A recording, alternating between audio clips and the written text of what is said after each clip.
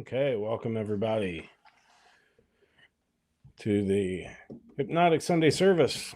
Hi, Ricky. Um, so, why? That's what I want to talk about today. Why?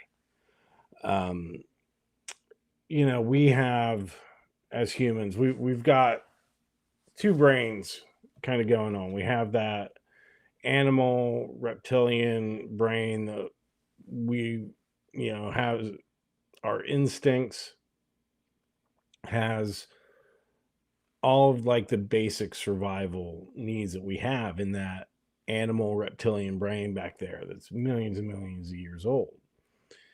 And along the line, we evolved to have our conscious, logical, rational problem solving brain that allows us to communicate, that allows us to figure things out, that allows us to think more deeply about things. And thanks to that, we're able to ask the question, why? And find the causes and effects of things. So that's a great thing. That's awesome thing that we have evolved to have. But sometimes asking why is the wrong question to ask. And it can keep us stuck a lot of times. And now this is different. And somebody was commenting on one of my YouTube videos about I can't remember the guy's name, but he has a thing where it's find your why. And I agree with that, like as far as that why being finding your purpose in life. I think we are meant to go out and create value in the world, and not just for find purpose, not just for ourselves, but for others, to help everyone around us. And that's how we're fulfilled, I think, in doing that, even if we're not consciously aware that that's what we're doing. But that's always when we feel the most satisfied, I believe. Now, when it comes to asking why beyond finding our purpose, that's when it gets a little trickier at times, right? I know, because of that rational problem solving brain of ours that we evolved to have, the one that gets to ask the question why, we'll often ask it about ourselves, our situations, and we'll also use it to create excuses for things. Oh, I want this, but there's a million and one reasons I can't do it, or why can't I do this? And boom, boom, boom, because we're asking the brain, hey, if the question is why can't I, we're going to find a million and one reasons for it. Why can't I do something? That's going to be a little different, and that can be a lot harder to find, I think, because we have a negativity bias, for survival, where we're looking for threats. We're looking for those things to keep us in the same place instead of growing and moving forwards. But I'm getting a little off base with that. Um, I know, but because of that logical problem solving brain of ours, we like to figure out things. We like to solve problems, and solve puzzles, I guess I should say. We like to solve puzzles. And one of the puzzles is why. Why am I the way I am? Why do I do the things that I do? Why does this affect me in XYZ way. And especially if we tend to overthink and overanalyze everything, that's a very easy trap to fall into. And when that happens, we're not changing our situation. We're not finding solutions. We're finding reasons why we can't change, or we're allocating our energy to looking back instead of being solution oriented and looking forwards. And I think that is a, a dangerous trap that we can all fall into very easily. And that's one of the things I love about hypnosis is it allows us to change that. But the thing is, we get to change that and find the solutions, but we don't have to ask why about it. So it's funny with hypnosis that there's so much emphasis on finding a root cause, going back, finding that and changing it. But really, why does it matter? We can get insights, yes, absolutely, and it's good to have that understanding of our behavior, but in the moment, does it help us change? Or are we looking back like there's some magic answer in it? Oh, I'm like this because XYZ. If that was different, then I wouldn't feel blah, blah, blah. But the thing is, that happened. Whatever that was, what happened, happened. There's no changing it. So this is where we are now. What do we do about it? What's the solution? And look forward. So instead of working backwards, we need to work forwards. And this is why I don't really believe in regression to cause as being necessary when it comes to eliminating anxiety, when it comes to dealing with trauma, uh, PTSD, things like that. We don't need to know why. And I've said this before, and I'll say it again. The subconscious mind doesn't differentiate between what's real and what's imaginary. So when we are thinking of something, that something has an emotion attached to it, whether that's fear, anger, anxiety, or sadness, happiness, joy, whatever that is, the emotion is attached to it. And that emotion has a certain voltage that comes along with it. So when we access our memories, and it'll be based on what memory we're accessing, what our current emotional state is, but we're bringing up those emotions from before. Oh, this is what this is. And all the subconscious mind is doing is it's putting it on a plate and handing it to it. Oh, you're thinking of that, so you must want more anxiety. Must want more stress. You must want more fear. Here you go. No, eat it up. And I mean, consciously, we're like, no, but this is how the two parts communicate. So the subconscious doesn't differentiate. It only thinks that that's what you want. This is what it is. So this is also why we can have a dream and wake up from it and feel like it was really happening, because to our subconscious mind, it was. There's no difference. It doesn't differentiate between real and imaginary.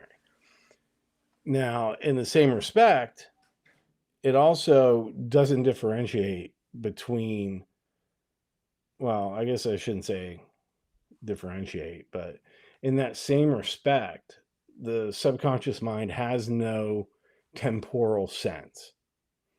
Everything to it is happening now.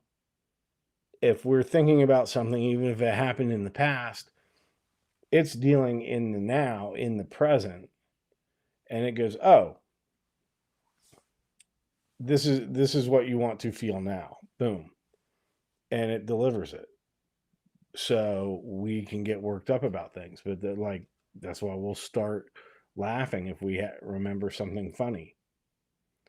It's giving it to us now. So if it doesn't distinguish between something that's really happening and something imaginary, and anxiety is imaginary, it's projecting into the future at a billion and one things that aren't going to happen, for us to worry about and try to solve.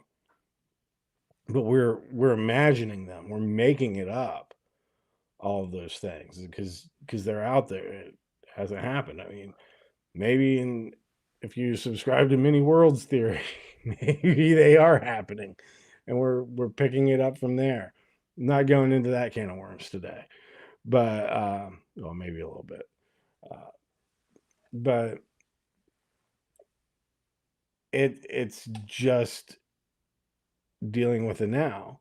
So that works the same way with emotions and why. So if we're experiencing anxiety now, and this is what happens, we know it happens in these situations, we have this, we can try to solve it by going back, going through our entire life with a fine-tooth comb and trying to find an answer, trying to find where that started.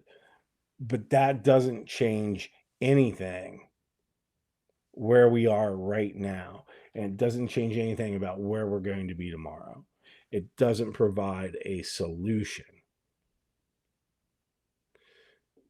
With hypnosis, because we're talking directly to the subconscious mind, we don't need to find a solution. We just have to neutralize it in the now. We activate the state. We access that feeling, that charge, and we ground it and we neutralize it in the now, in the present. And this is why everybody always says, like, we need to live in the present. We need to live in the now moment. This is why. Because all this other stuff isn't in the now. It's being brought into the now from other places. But if we neutralize it, it doesn't change anything that happened. It doesn't change the experiences we've had, doesn't change how we've reacted in the past to it, but it frees us from it in the now. And then when the now becomes the future and we experience it again, we're not having the same reaction because that voltage isn't there. It's not hitting us as hard. So we regain control and we get to then choose our reaction to it. We could react in the same old way that we always did, but we don't have to. And I bring this up because I've used hypnosis to overcome my anxiety. I never found a root cause for it. I didn't have to. I needed to neutralize it in the now and then start living my life. Now that freed up resources. And, I always say there's only 3 resources that exist: time, energy, and money. And those are the only ones that matter. And if we're spending a lot of energy and time, therefore looking back, it's a drain on our resources. And we're not gaining anything from it.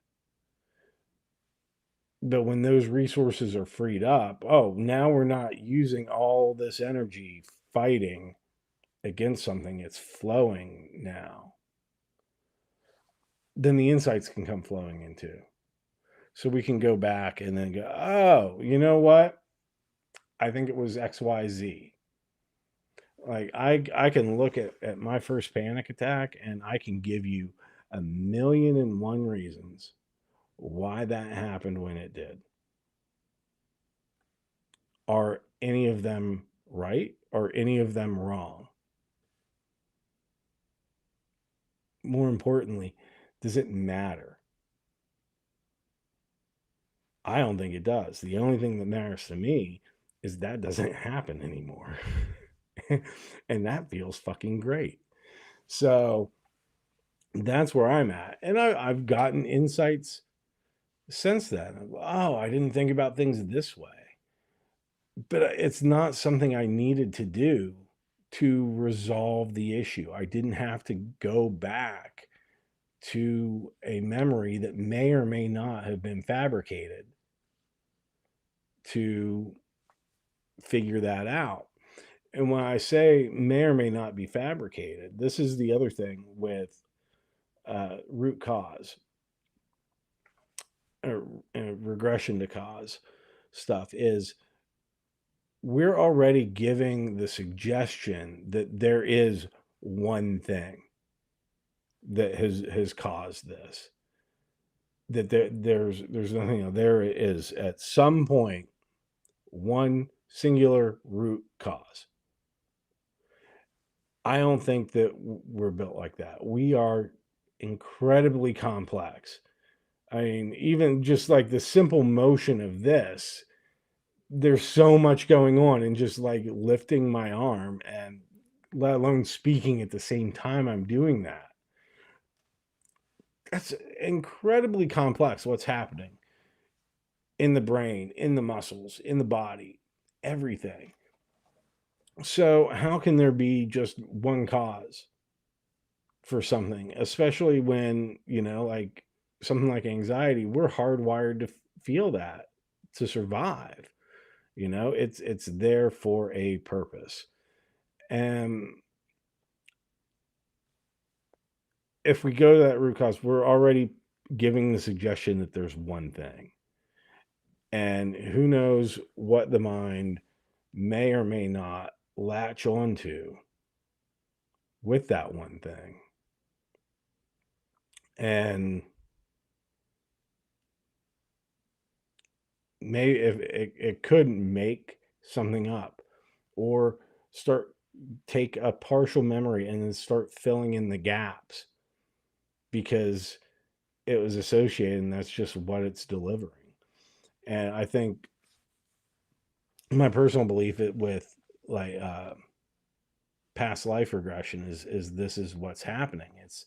It's presenting something in a way that needs to be heard in a way that's digestible, or it something that's completely out of our control because it happened in a past life. I think some people need to hear that. And that's how we process it. And there's nothing wrong with that. And there's nothing wrong with regression to cause. I mean, it works. I'm not denying that. I just don't think that we have to do that in order to get these changes. All we have to do is hit the now, because like I said, there's no temporal sense to the subconscious. If to it, everything is real, regardless if it's real or imaginary, and everything is happening now. So when we're experiencing trauma, PTSD, everything is happening now. It's replaying over and over in our heads. It's bringing up the emotional response. So if we neutralize that in the now, if you think of it as like a guitar string, you can play different notes on the same string. You can play different on a different string, but it's going to be the same note. So by hitting that in the present, dealing with the now, it's going to neutralize it going all the way back. That's basically how we ground the charge. We don't have to go back to that original thing and then ground it from there. It works because at the end of the day, we're dealing with the emotions we're dealing with that high voltage and we're grounding it so everything can flow properly the way it's meant to. And we can get there either way. But I mean, for me, I know I wouldn't want to talk about whatever happened. And I mean, I just wouldn't want to. And also, like, terrible shit happens to every single one of us. There, every single person on the face of this earth experiences something that no person should ever have to experience. That's a fact. So, why relive it if we don't have to? Especially when it's something that's traumatizes. We're always living it anyway. We're always seeing it when we close our eyes. It's with us. So I don't like the idea of needing to actually describe it or talk about it. I wouldn't want to do that. I don't want to hear it. I don't want to make somebody go through that either.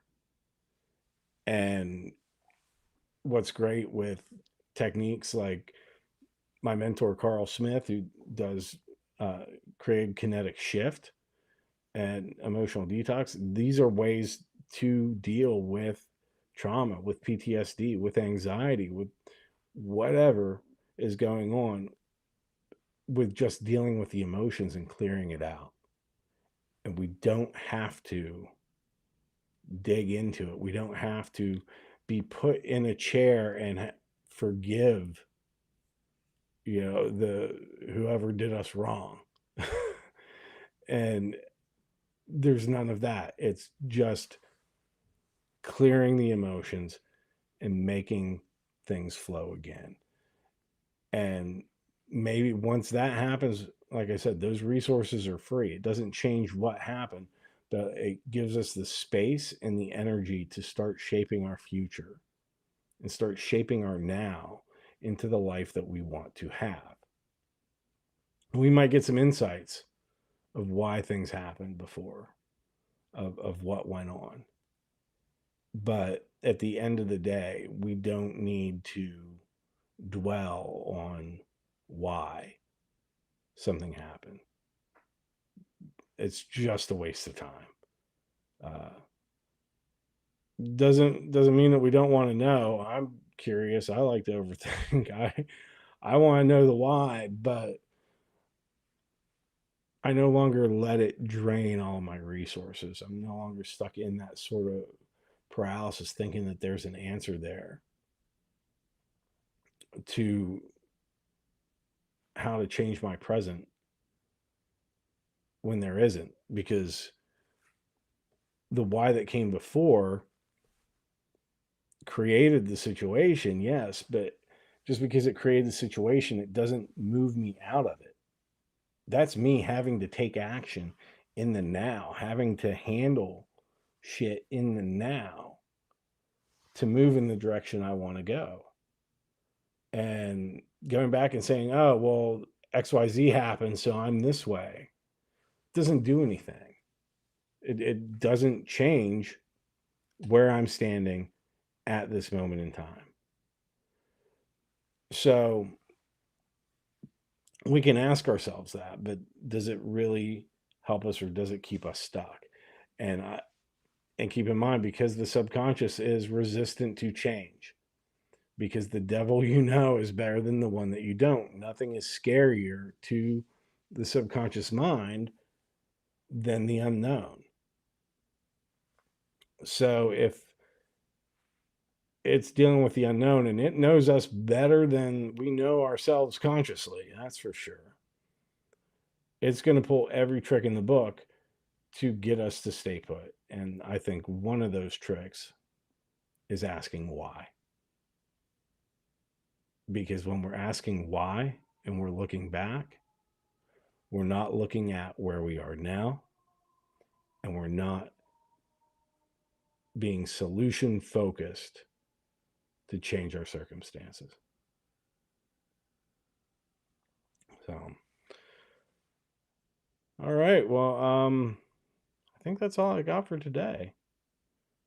So I hope you found that interesting. And if you want to change things in your life, go to EBHypno.com, schedule no obligation strategy call with me. Let's talk about what's going on, see if I can help you. Don't forget to like this video and subscribe to my channel and tell your friends. And until next time. Oh, and speaking of next time, um, next week I will be once again speaking at the Pacific Northwest Hypnosis Conference. So there may or may not be a Sunday service next week, or it may be a special on location live stream. We'll see. Never know what's going to happen there. And then in just over a month, I will be speaking once again at HypnoThoughts Live in Las Vegas. It's the largest and best hypnosis conference in the world.